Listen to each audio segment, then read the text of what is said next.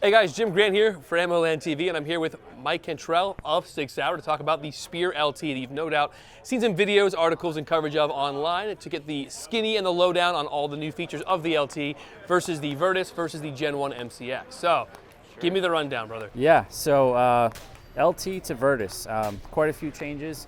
The most important, I would say, is probably the weight reduction. Sure. So 16-inch gun to 16-inch gun, we've dropped almost a pound.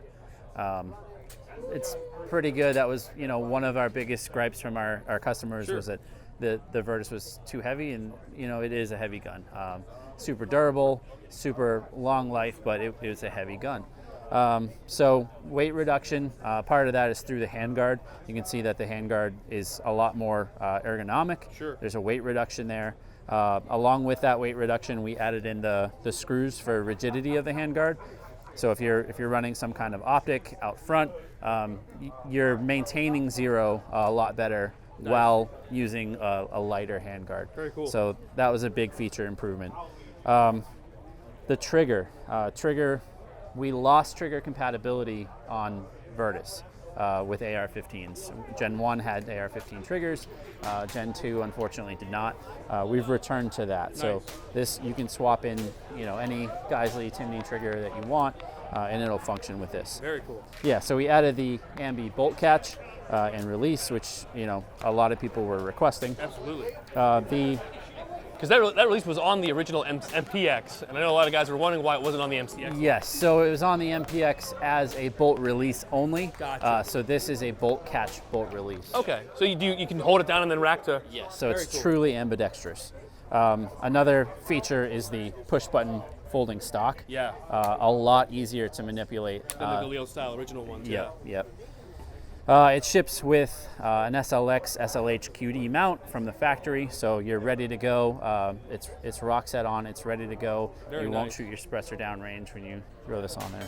So barrel compatibility is actually there with Gen 2, the Virtus, right? It is. So you're going to have some slight variances, especially like.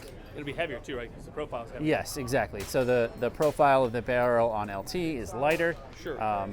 We've added 7.6239, which we obviously didn't have on Virtus. That has a different handguard, so things get a little odd, but it truly will accept Virtus barrels. Sure. With the 7.6239 model, I have a quick question for you. Can you put a 5.56 upper on that potentially? The magazines won't work. Obviously, the ASC mags will not work with it, right? Right. But it's still the same general shape. Upper, lower are exactly the same. The handguard right now for 7.6239 is different than the 11.5 5.56. Gotcha. We're going to be moving to commonize that. But basically, for LT, all you need to swap between 5.56 and 7.62 or 300 and 7.62 is the barrel assembly and the bolt face, which is included in the 7.62 caliber exchange. Awesome. So one last question for you. On the new push button release on the folding stocks, whatnot, is that compatible with the original stocks? Is there a way to basically install that new hinge on the original ones? Yeah, you can. It's going to be a little bit of work because that is rock set on or Loctite on there. Yeah. But that whole, if you buy the assembly, obviously it's the same pick mount.